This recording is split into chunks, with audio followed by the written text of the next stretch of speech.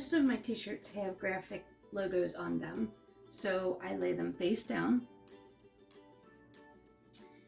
and make sure they're all kind of spread out and nice and neat, making sure they're well taken care of so they don't crease when I fold them.